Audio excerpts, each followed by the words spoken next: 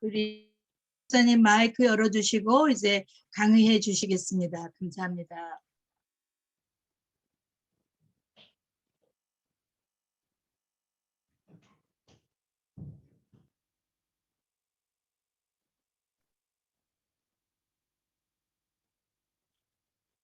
목사님 마이크 열어주세요. 아, 네. 네, 제 말 잘 들리세요 이제? 예, 잘 들립니다.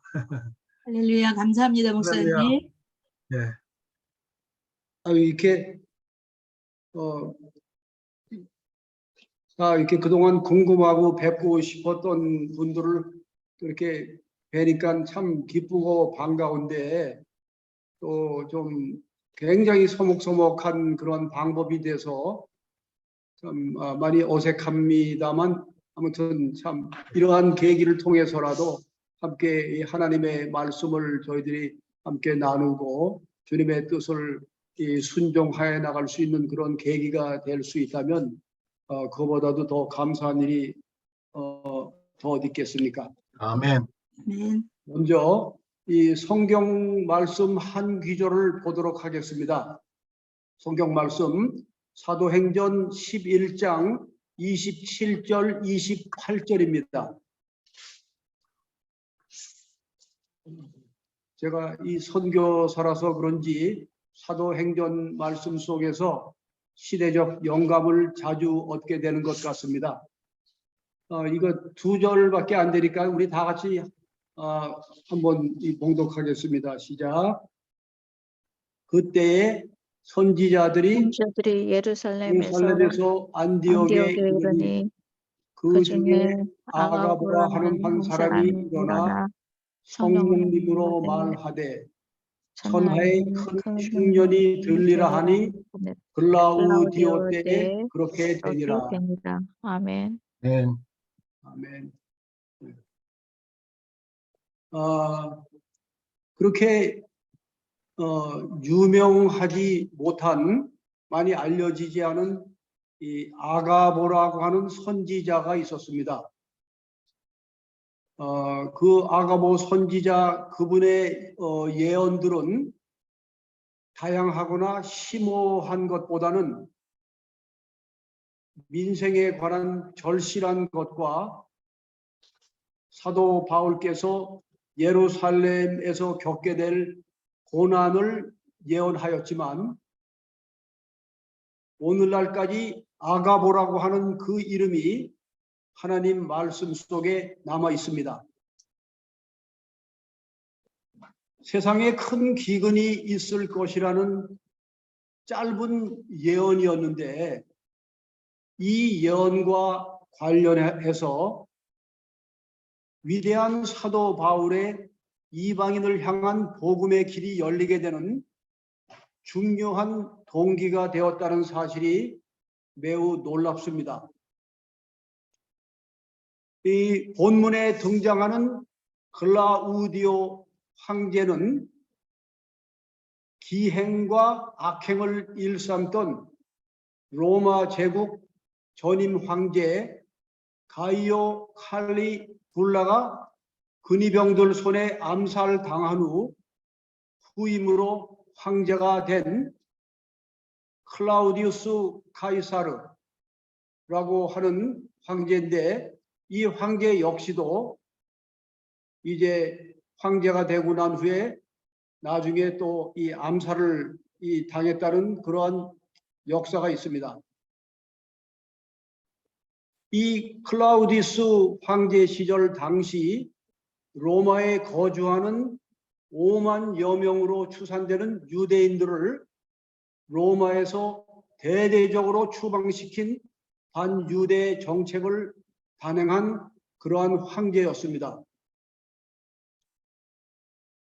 사도 바울의 목숨을 위해서 자신들의 목까지 내어 놓았다는 평생의 동력자 브리스가와 아굴라 부부도 바로 이때 로마에서 추방당하게 되었고 고린도에서 바울과 극적인 만남이 이루어지며 이방의 빛, 이 복음 사명에 온 몸과 마음을 다 바치게 되는 그러한 계기가 되었습니다.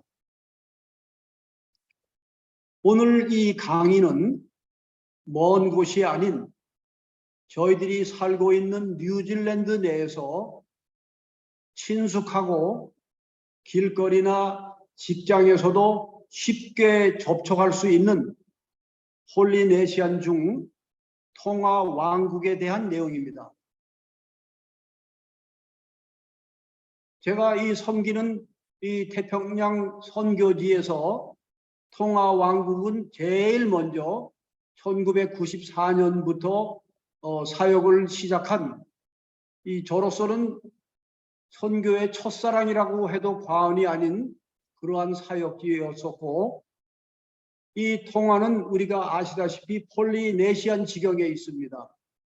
그러한 이 폴리네시안에서 선교를 시작을 하였는데 성령님의 인도하심에 따라서 점진적으로 멜라네시아 지경으로 21세기 선교의 숙제라고 하는 가장 분포적으로 미전도 부족들이 많이 살고 있는 멜라네시아 사역으로 이끌어가게 된 그러한 견인 역할을 한 그곳이 바로 이 폴리네시아 중에서 통화 왕국입니다. 오늘 이 통화 왕국에 대해서 나누고 싶은 그러한 말씀이 있습니다. 이 통화 왕국 선교는 오클랜드에서 비행기로 불과 3시간 이내 지형의 용이한 접근과 영어권이라고 하는 유일한 조건에도 불구하고 많이 늦은 감이 있었다고 생각합니다. 이 태평양권에는 영어권만 있는 것이 아니고 이 불어, 프랑스 해외 영토가 되고 있는 뉴칼레도니아나 프렌치 폴리네시아 지경도 있는데 그 지경은 이 불어를 구사할 줄 아는 그러한 이 선교사들을 언제부터 간절히 기도해 올 만큼 언어의 장벽이 굉장히 심한 그러한 지역인데 비해서 이 통화는 상당히 친숙한 그러한 선교지였습니다. 그럼에도 이 선교지로서 이 많은 늦은 감이 있다고 말씀을 드린 이유 중에는 첫 번째, 이미 나와 있는 선교 정보 책자들이나 선교 보고에 의한 90%가 넘는 기독교 국가라고 잘못 알려지므로 태평양 상의 섬나라 중 선교 우선순위 국가에서 빠져 있었다는 점입니다. 그리고 두 번째로는 이 통화 민족은 오클랜드 어디에서든지 쉽게 접촉할 수 있는 사모안과 더불어 폴리네시안의 대표적인 민족으로 저희 한인교회들과 선교적 긴밀하고 다양한 유대 관계가 원활히 형성되지 않았던 점도 있었을 것입니다. 지난 1월 15일입니다. 통화 섬나라의 핫바이라고 하는 군도가 있습니다.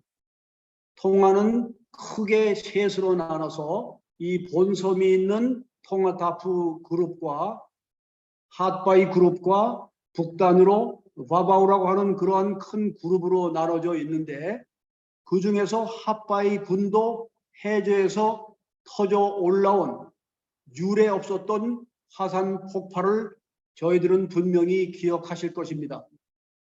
이제 불과 6개월도 채 안 됐습니다. 당시 통화 왕국과 뉴질랜드 간 해저 케이블이 큰 이 지진, 이 화산 폭발로 손상을 입게 돼서 외부와의 통신이 거의 한동안 단절된 상태로 겨우 일부 상황이나마 개인 네트워크를 통해서 필사적으로 현지 소식을 접하게 되었었습니다. 오클랜드의 통화 교인들도 긴급으로 팔을 거두고 고국의 처참한 재난 앞에 길거리에 나서서 모금을 시도했고 구호품을 보내는 상황으로 이어졌었습니다. 현지를 오랫동안 지키며 선교 오시던 이 사역자들도 자존심 다 내려놓고 눈물을 흘리면서 지원을 요청해 왔던 것을 저는 잊을 수가 없습니다. 뉴질랜드 정부에서는 화산재에 뒤덮인 수도 누쿠알로파 등 섬 전 지역의 가장 치명적인 식수 문제를 먼저 해결하기 위해서 바닷물, 즉 해수를 마실 수 있도록 담수로 전환하는 고가 장비와 다수의 긴급 구호품을 국가적인 차원으로 지원했다고 보도되었습니다. 남태평양상 통가와 인근 폴리네시아 섬 주위에는 거의 20년 주기로 남태평양 계절풍과 관련된 대형 사이클론이 발생해서 막대한 인명피해까지 일으키는 그러한 일들이 지속적으로 이어져 왔습니다. 그런데 이번에 지난 1월 15일 날 터져 올라온 하파이 군도의 화산 폭발은 역사사상 처음 있는 가장 초대형 사건이었었습니다. 그래서 저희들은 몹시 우려했던 것은 지금 이 지상에는 태평양상에는 많은 나라들로 구분이 되어 있지만 그 해저로 내려가면 뿌리가 하나가 아닙니까? 그래서 이어서 다른 지역에까지 연쇄적인 그러한 피해 상황으로 이어질까 봐 사실 기도를 많이 드렸었습니다. 말씀드린 대로 뉴질랜드에서 오클랜드에서 비행기를 타면 3시간도 채 안 걸리는 그러한 가까운 거리에 통화가 놓여 있었고 그 하파이 군도의 앞에 있는 노무카 지역에는 한 섬이 거진 다 이 지구상 지도에서 사라지고 침몰될 정도의 그러한 강력한 폭발 사건이었던 것입니다. 특히 통화 왕국은 이 지형적으로 볼 때에 이 수도 누쿠알로파가 속한 통화 타프 섬은 큰 파도나 비바람을 막아줄 산이나 큰 정글이 거의 없습니다. 대다수 이 산호충 라군으로 이루어진 평지에 가까운 자연 그 자체의 섬 구조라서 늘 하파이나 바바우 섬 지역보다도 피해가 대단히 컸었습니다. 근데 그런 곳에 어떻게 수도가 형성이 됐는지 저는 잘 이해를 못하겠습니다만 그러던 중 이번 하파이 군도의 노무카 섬 지역 주변에서 비롯된 초대형 화산 폭발로 불과 40여 킬로미터 떨어진 수도 통화타프 섬으로 몰려든 막대한 피해를 막을 길이 없었던 것입니다. 미국의 본부를 둔 몰모는 유독 태평양권에서 강세를 보여왔습니다. 그것은 당시 큰 재난 앞에 선 통화왕국 등지의 섬나라로 발빠르게 구호의 손길을 펼쳤고 그 다음으로 가톨릭 등이었다고 합니다. 개신교의 선교사로서 통화타프 섬과 프렌치 폴리네시아 지역의 관문인 라로 통화섬에 처음으로 발을 내디뎠던 1995년 당시 현지 섬 원주민들로부터 사랑이 무엇인지도 모르는 사람이 복음을 전하려 왔느냐라는 아주 따갑고 부끄러운 비난을 받았던 기억이 새롭습니다. 이번에도 개신교 구조의 손길은 다른 단체들보다 미약했고 늦어졌음을 현지와의 소식들을 통하여 확인된 바 있습니다. 물론 개신교는 전문 구조 단체가 아니고 정책적인 원조를 하는 전담 기구 또한 아닙니다.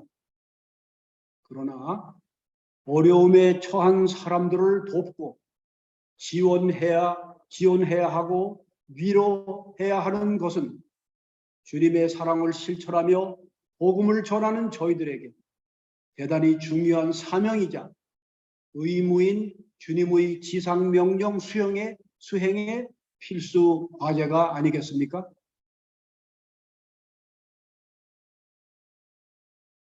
인류의 영양 상태 및 식량 문제를 해결하고 식량 생산 및 분배 증진을 목적으로 세워졌다는 UN 국제 기구들이 있습니다.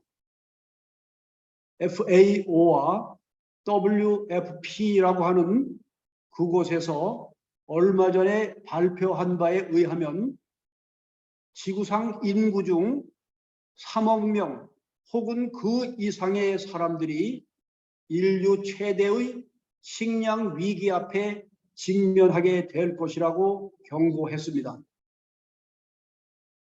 식량의 위기 앞에 직면한다는 다른 표현으로는 밥을 못 먹어 굶어 죽게 된다는 그러한 뜻일 것입니다. 인간으로 존엄한 인간으로 이 세상에 태어났다가 밥을 못 먹어서 굶어 죽게 되는 그 운명이 얼마나 슬프고 안타까운 운명이 될 수 있겠습니까? 저도 그동안 태평양 선교지를 다니면서 공통적으로 겪어온 것 중 절대적인 빈곤, 이 단어에서 단 한 번도 벗어나 본 적이 없었습니다. 빈곤이라고 하는 이 단어 하나로 식량이나 의료 혜택을 제때 받지 못하고 세상마저 떠나야 하는 비극이 결코 설명될 수 없을 것입니다. UN 국제기구에서 식량 위기의 원인으로 세계 이상 기후, 그리고 팬데믹의 장기화, 더불어 세계 식량의 창고 역할을 해온 우크라이나의 전쟁 등을 내세웠습니다. 때맞춰 각 나라들은 자국 식량을 보존하기 위해서 대외 지원의 문을 닫기 시작하였습니다. 이는 마치 국내 내부 교회의 많은 어려움들로 인하여 스스로 자립하기 어려운 곳이나 일선에서 사역하는 선교사들의 후원을 불가피하게 삭감하거나 중단할 수밖에 없는 절박한 현실을 떠오르게 했습니다.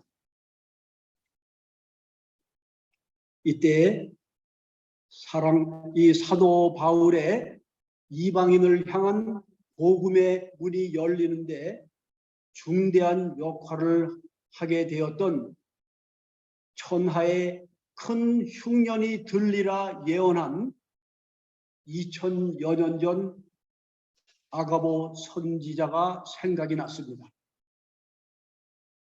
천하의 큰 흉년을 통해 과연 무엇을 성령님께서 말하게 하셨을까요?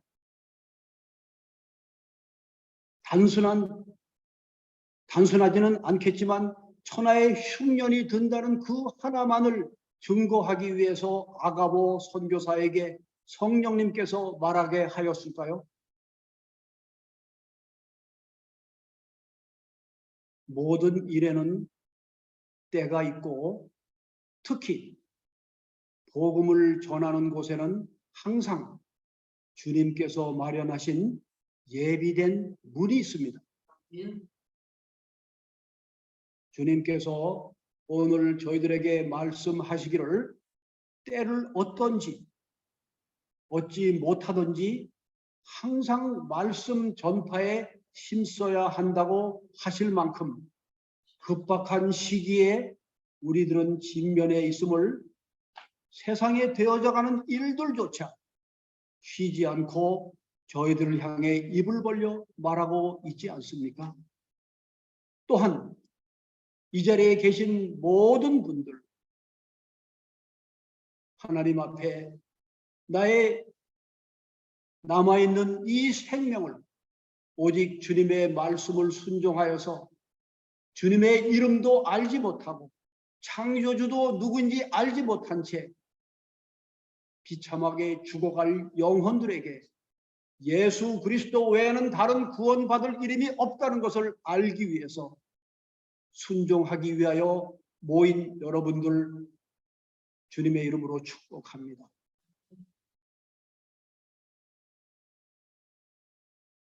오늘 해야 할 일들을 내일로 미룰 수 없는 이유이기도 합니다. 선행을 할 마음이나 계획을 지니고 있다는 그것만으로도 스스로 의로운 종이라고 생각하지 않아야 할 것입니다. 마음과 계획보다도 더 소중한 것은 실천입니다. 여기까지입니다. 기도드리겠습니다.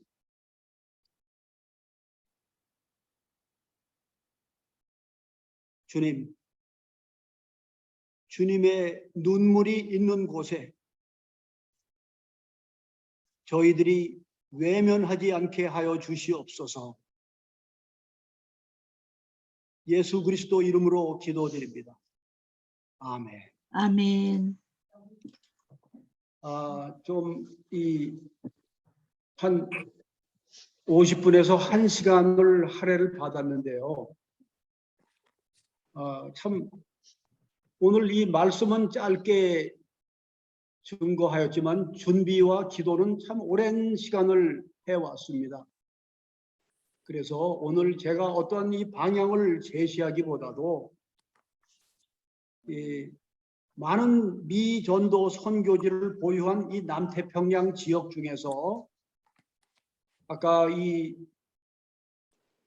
화산 사태를 소개했던 이 통화, 더 킹덤 오브 통화 선교에 보다 적절하고 효율적인 선교 전략을 위한 각자의 제안을 나누어 보는 것도 소중하다는 생각이 들었습니다. 그래서 저는 여기까지 말씀을 이 강의를 끝내고 각자가 그러한 이 것을 나눠볼 수 있는 소중한 시간들이 되기를 바랍니다. 감사합니다. 할렐루야. 아멘. 네, 감사합니다, 목사님. 말씀 잘 듣고 오늘 목사님께서 마지막에 해주신 말씀, 네, 무엇보다도 실천이 중요하다. 많이 아는 것보다 내가 지금까지 알고 있는 것만 실천해도 하나님의 기쁨이 충분히 되실 줄 저는 확실히 믿습니다. 아멘. 아멘.